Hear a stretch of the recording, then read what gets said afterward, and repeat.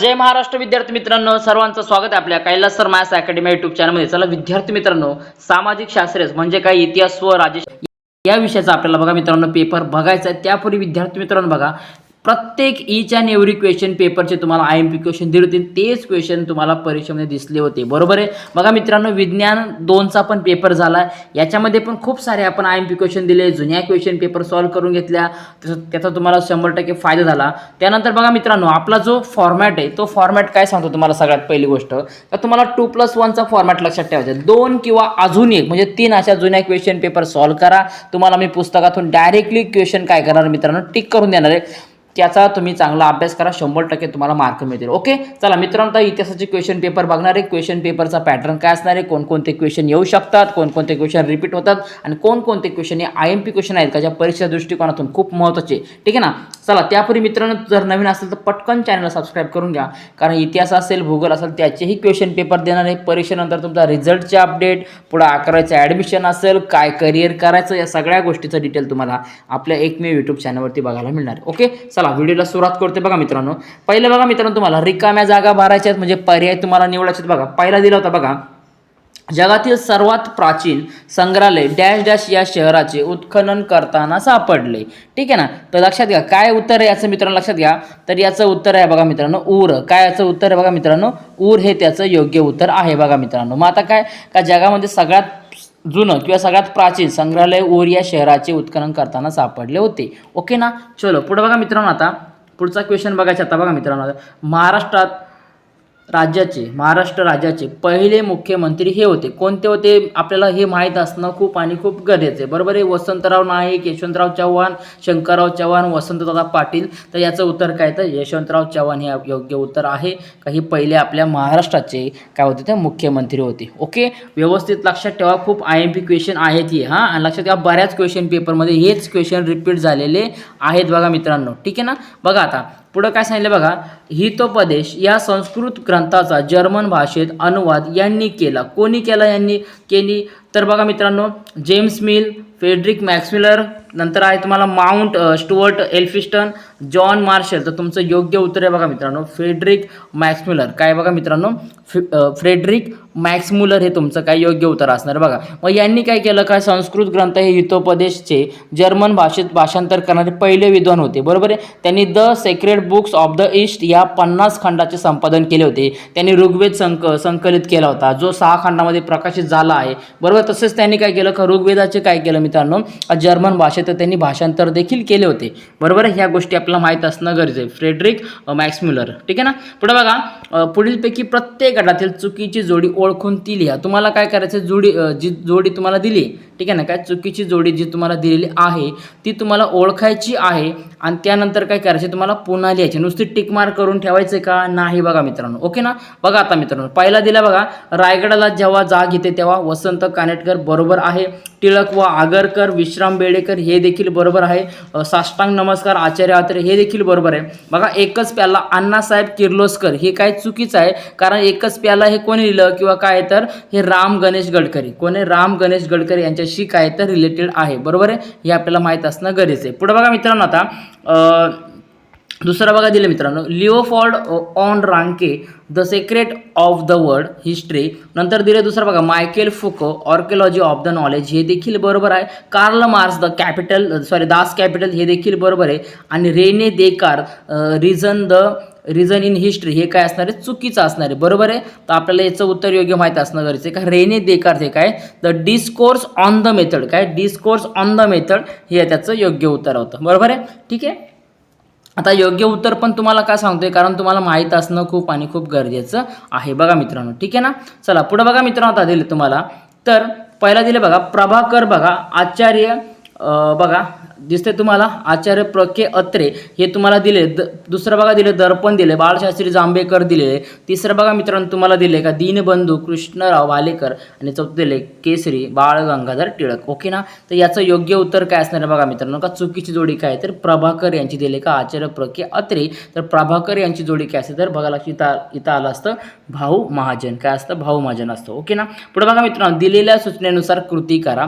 तुम्हाला कृती करायची आहे बघा. पुढील तक्ता पूर्ण करा. आता भारतातील ग्रंथालय व शहरे, ठीक आहे ना, शहरे आणि ग्रंथालयाचं नाव.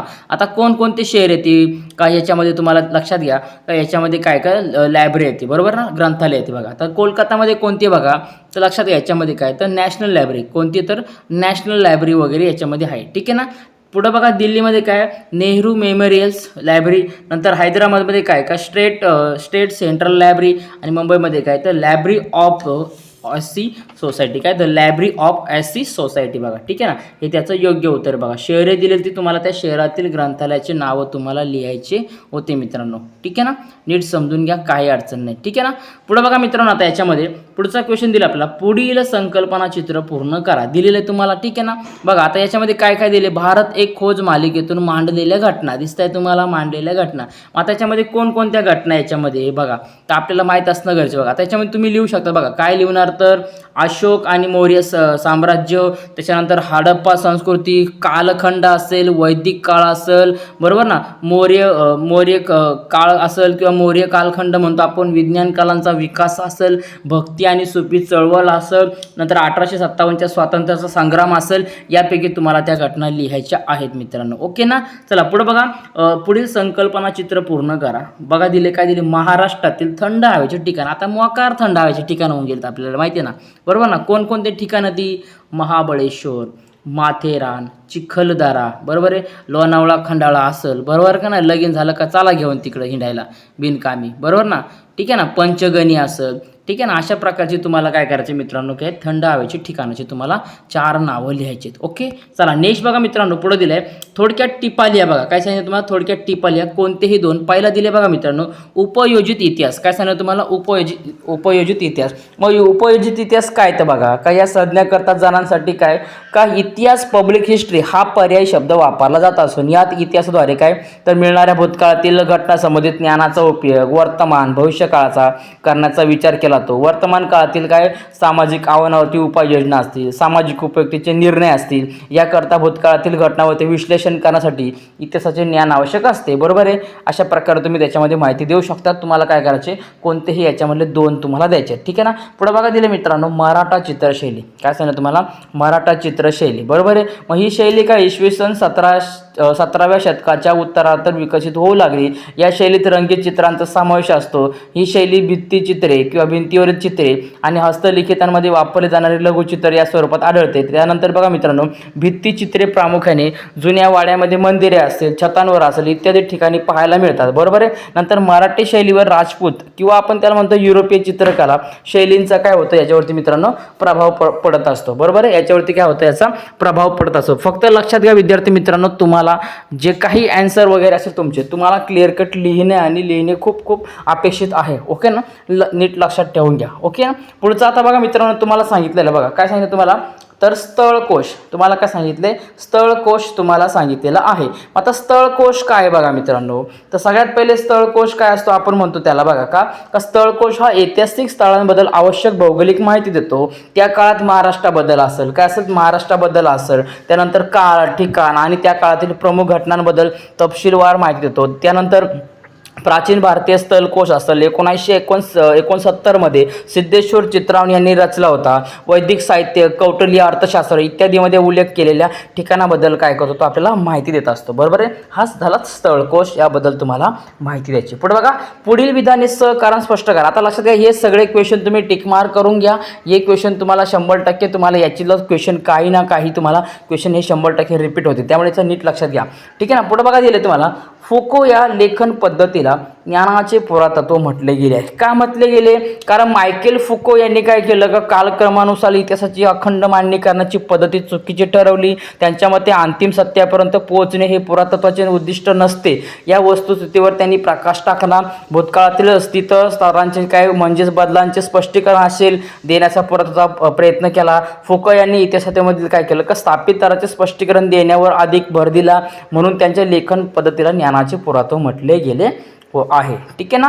चला पुढे बघा, बखर हा ऐतिहासिक साहित्याचा महत्त्वाचा प्रकार आहे. आता बखर हा कशामधला आहे, तर बखर हा ऐतिहासिक साहित्याचा प्रकार असून त्यात शूरवीरांचे गुणगान असेल, ऐतिहासिक घडामोडी असेल, लढाया असेल, थोर पुरुषांची चरित्रे असेल याविषयी वर्णन केलेले आढळते. बखरींचे चरित्रात्मक म्हणजे काय, का वंशानुचरित्रात्मक, प्रसंग वर्णनपर असेल, पंथीय असेल, आत्मचरित्रपर असेल, कैफियत असेल, पौराणिक असेल, राजनीतीपर असेल प्रकार असून यामध्ये काय आपल्याला राजे महाराजे यांच्याबद्दल किंवा त्यांच्या कार्याबद्दल आपल्याला माहिती बघायला मिळते. उदाहरणार्थ छत्रपती शिवाजी महाराज असेल यांच्या कारकिर्दीविषयक सभासद बखर असेल, पानिपतच्या युद्धाविषयीची भावसाहेबांची बखर असेल, तसेच होळकरांचे घराणे किंवा त्यांच्या योगदानाची माहिती देणारे होळकरांचे कैफियत असेल, या सगळ्यांबद्दल आपल्याला काय मिळतं मित्रांनो, का बखर यामध्ये आपल्याला माहिती बघायला मिळते. म्हणून काय का बखर हा ऐतिहासिक साहित्याचा एक महत्त्वाचा प्रकार मानला जातो किंवा आहे. ओके, पुढे बघा, चित्रपट माध्यमात इतिहास हा महत्त्वाचा एक आहे बघा.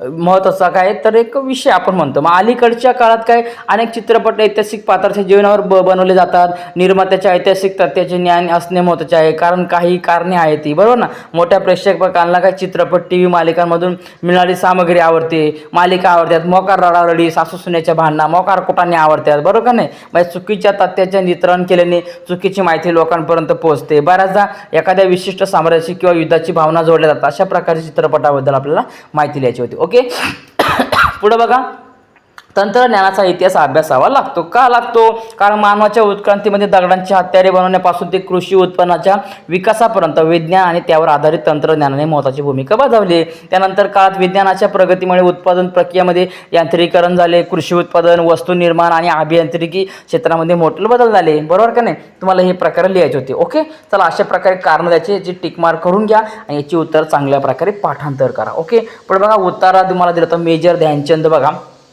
ठीक आहे ना, यांच्याबद्दल तुम्हाला उतारा दिला होता. लक्षात घ्या, सगळ्यात उतारा मी पहिल्या मराठीपासून इंग्रजीपासून हिंदीपासून तुम्हाला सांगतो का उतारा हा तुम्हाला नीट वाचन करून घ्यायचा. एकदा नीट उतारा वाचून घ्या.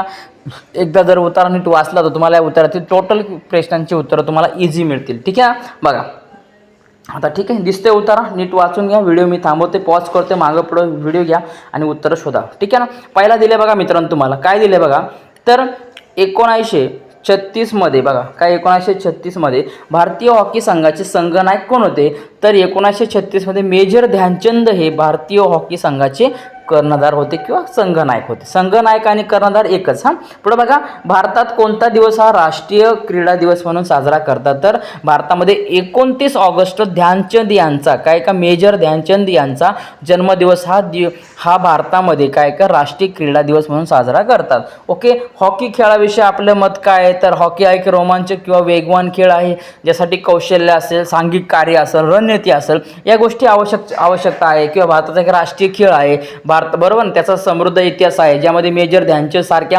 दिग्गज खेळाडूंनी काय केलं, त्याच्या वैभवात योगदान दिले. या खेळाने देशाला अनेक गौरव मिळवून दिले, तरुण खेळांना प्रेरणा दिली. अशा प्रकारे तुम्हाला याची उत्तरं लिहायची. ओके, पुढे बघा मित्रांनो, तुम्हाला कोणते हे दोन विचारले.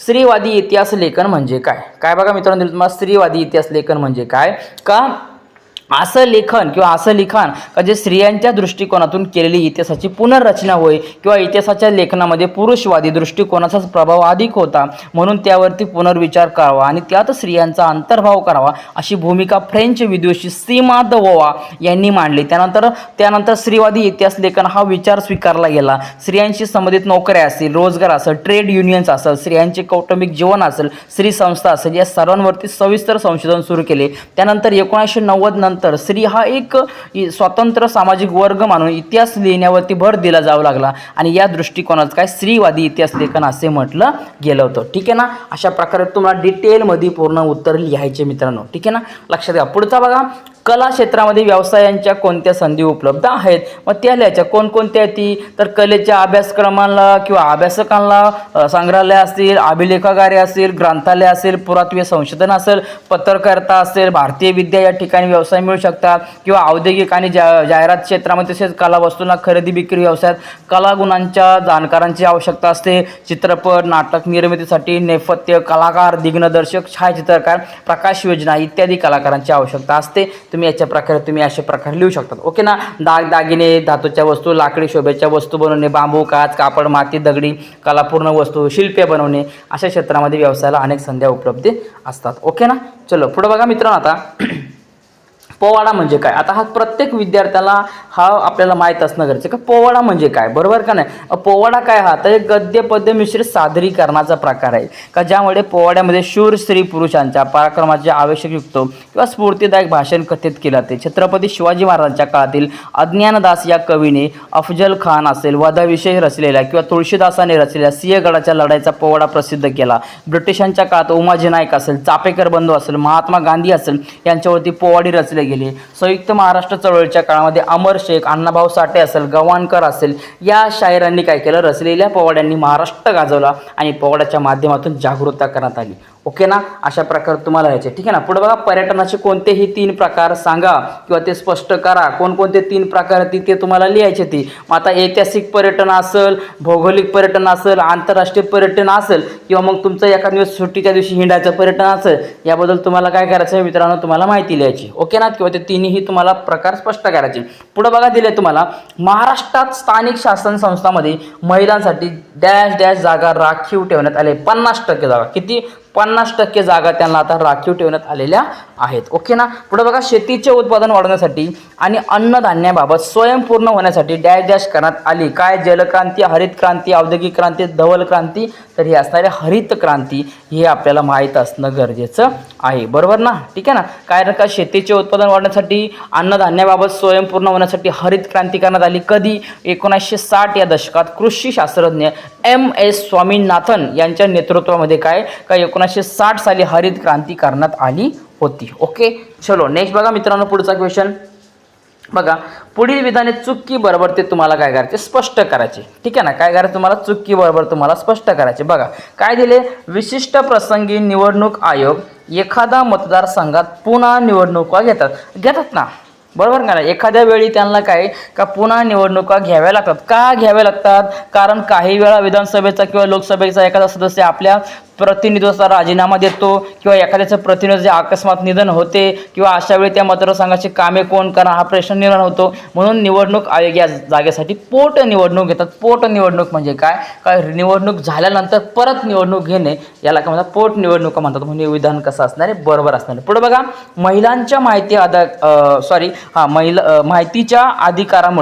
माहितीच्या अधिकारामुळे शासनाच्या कारभारातील गोपनीयता वाढली आहे. बघा काय गोपनीयता वाढलेली. काय विधान कसं असणार, बरोबर का चूक असणार. कारण लोकशाही अधिक सुदृढ होण्यासाठी किंवा व्यवस्थित होण्यासाठी नागरिक व शासन यांच्या परस्परामध्ये विश्वास वाढण्यासाठी शासन काय करीत आहे हे नागरिकांना माहीत आवश्यक आहे. कोण गटाराचे पैसे खाते, कोण बाथरूमचे पैसे खाते, कोण रस्त्याचे पैसे खाते, कोण रस्त्याची खडी खाते, कोण पुलाचा पैसे खाते, पाण्याचा पैसा खाते. हे लोकांना माहीत झालं पाहिजे का बाबा किती पैसा निधी आला, किती खर्च केला, बरोबर का नाही. पारदर्शकता आणि उत्तरदायित्व ही चांगल्या शासनाची वैशिष्ट्ये या अधिकारामुळे प्रत्यक्षात येतात किंवा शासनाचे व्यवहार अधिक खुले होण्यास या अधिकारामुळे काय मदत झाली. म्हणून माहितीच्या अधिकारामुळे शासनाच्या कारभारातील गोपनीयता कमी झाली आहे. वाढली का नाही. गोपनीयता म्हणजे काय, गपचिप माहिती, गपचिप भ्रष्टाचार करणे, गपचिप खाऊन घेणे, घरीच बंगले गाडी बिडे घालणे, बरोबर का नाही. अशा प्रकारे गोपनीयता. पण बघा, आघाडी शासनातून अस्थिरता निर्माण होते. काय दिले तुम्हाला,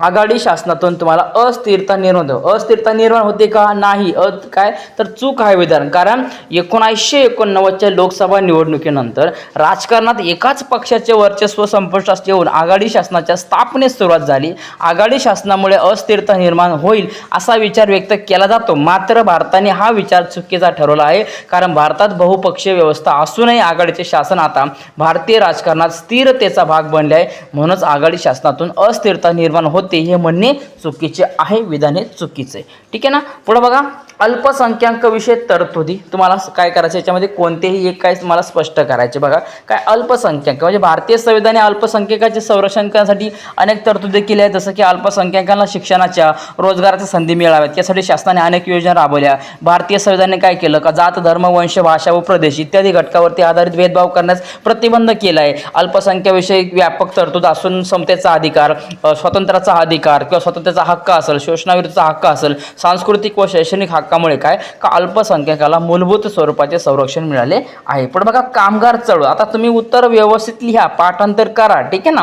काय कामगार चळवळ काय तर 19व्या शतकामध्ये उत्तरार्ध भारतात कापड उद्योग असेल, रेल्वे कंपनी असेल यांचा उदय झाला. कामगारांनी अस्थिरता रोजगार परिस्थिती असेल, कंत्राटी कामगार असेल, प्रणाली असेल, आर्थिक असुरक्षितता असेल, कायदेशीर संरक्षणाचा अभाव असेल, अमर्यादित कामाचे तास असतील, कार्यस्थळी असुरक्षितता असेल, आरोग्य असेल इत्यादी धोक्या इत्यादी समस्यावरती उपाययोजना करण्याची मागणी केली. मग 1899 मध्ये काय का रेल्वे कामगारांनी आपल्या मागण्यासाठी संप केला. त्यानंतर 1920 मध्ये कामगारांच्या समस्या सोडवण्यासाठी all India trade union congress ही पहिली संघटना स्थापन करण्यात आली. आणि स्वातंत्र्यानंतरच्या काळामध्ये विशेषतः 1960 आणि 1970च्या दशकामध्ये कामगार चळवळ अधिक सक्रिय झाली. त्यांनी अनेक आंदोलनांचे काय केले का आयोजन केले. व मात्र 1980च्या दशकामध्ये या चळवळी विघटित होऊन लागल्या. यावर काय तर लक्षात मोठा परिणाम झाला होता. बरोबर ग्लोबलायझेशनचा काय झाला त्याचा ग्लोबलायझेशनचा मोठा परिणाम झाला होता. ठीक आहे ना. चला पुढे बघा मित्रांनो, आता ठीक आहे पुढे बघा पुढील तक्ता पूर्ण करायचा. निवडणूक प्रक्रिया बघा. आता काय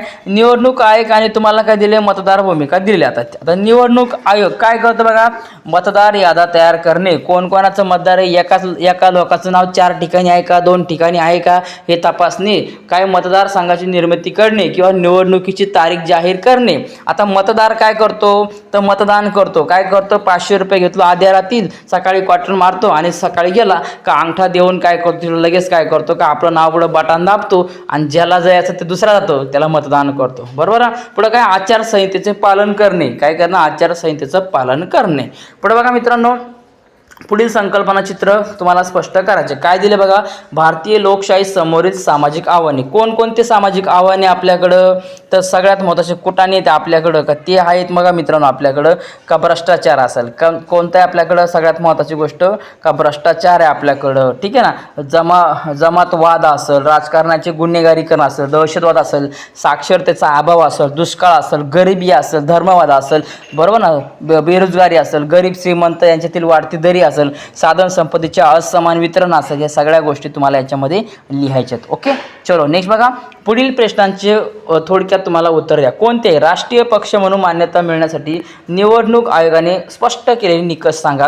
भारतात लोकशाहीच्या यशासाठी कोणत्या बाबी आवश्यक आहेत या तुम्हाला स्पष्ट करायच्या आहेत. बरोबर आहे. ठीक आहे ना. आता लक्षात घ्या, याचं तुम्ही चांगल्या प्रकारे उत्तर पाठांतर करा आणि चांगल्या प्रकारे उत्तर देण्याचा प्रयत्न करा. कारण मित्रांनो लक्षात घ्या, पूर्णपणे तुम्हाला याचे तुम्हाला मार्क मिळणं गरजेचं आहे. बरोबर ना. आता काय सांगितलं तुम्हाला का लोकशाही बघा, काय दिलं तुम्हाला का लोकशाही बघा मित्रांनो. आता याच्यामध्ये जसं की लोकशाही निर्णय प्रक्रियेमध्ये बघा दुसऱ्याचं उत्तर बघा आपण काय. आता बघा लोकशाही निर्णय प्रक्रियेत सर्व धार्मिक, वांशिक असेल, भाषिक असेल व जातीय गटांना सहभागी होण्याची संधी मिळाली पाहिजे. राजकारणाचे गुन्हेगारीकरण रोखण्यासाठी कडक शिक्षा असणारे कायदे असावेत व असे गुन्हेगारीकरण रोखण्यासाठी काही स्वतंत्र न्यायालय असावेत. केवळ शासकीयच नव्हे तर सामाजिक वैयक्तिक पातळीवर लोकशाही यशस्वी होण्यासाठी प्रयत्न व्हायला हवेत. शासन व्यवहारात सर्वच पातळीवरती नागरिकांचा सहभाग वाढला पाहिजे. मुळात आता राजकारणी लोक मोकार भिकारचोट झाले. ते कोण कोणाला कधी हानील, कोण कोणाला ठोकल याचा गॅरंटी. त्यांना वाटतं का आता भारत देश आपलाच झाला आहे, भारत सरकार असतं पण सरकारचं नाव दुसरंच आहे. या गोष्टीवरून तुम्हाला आता समजेल का आपल्याकडे सध्या किती प्रमाणामध्ये राजकारण चालले. ओके तर फायनल मित्रांनो इतिहासाचे क्वेश्चन पेपर आपण बघितले. या क्वेश्चन पेपरचे सगळे क्वेश्चन तुम्ही टिकमार्क करून घ्या. गाईड असेल, डायजेस्ट असेल, 21 असेल, पुस्तक असेल किंवा अजून कुठं काय असेल तुमच्याकडं कोहिनूर असेल, त्या सगळ्यामध्ये हे क्वेश्चन शोधा, हे पाठांतर करा आणि याच्यामधून चांगले ॲन्सर जे असणारे उत्तर पाठांतर करून ठेवा मित्रांनो. कारण तुम्हाला परीक्षेमध्ये याच्यापैकी बहुत सारे असे क्वेश्चन तुम्हाला रिपीट होत असतात. ओके ना. तर मित्रांनो लक्षात घ्या, आता भेटूया पुढच्या व्हिडिओमध्ये. जे सांगितले ते करा. अजून 1-2 क्वेश्चन पेपर घेऊन येणार आहे आणि लवकरच पुस्तकातून देखील मी तुम्हाला IMP क्वेश्चन टिकमार्क करून देणार आहे. ओके चला, व्हिडिओ आवडला असेल तर सर्वांनी सबस्क्राईब करून ठेवा. कारण पुढचे व्हिडिओ तुम्हाला मी पाठवणार आहेत. ते व्हिडिओ तुमच्याजवळ पोहोचण्यासाठी सबस्क्राईब करा आणि बेल आयकॉनला क्लिक करा. ठीक आहे. तुमचा पेपर कसा गेला विज्ञानचा आणि आपल्या व्हिडिओचा तुम्हाला फायदा होतात का मला एकदा कमेंट करा. ओके चलो मिलते ब्रेक के बाद. तोपर्यंत सर्वांना जय महाराष्ट्र आणि पेपरसाठी शुभेच्छा.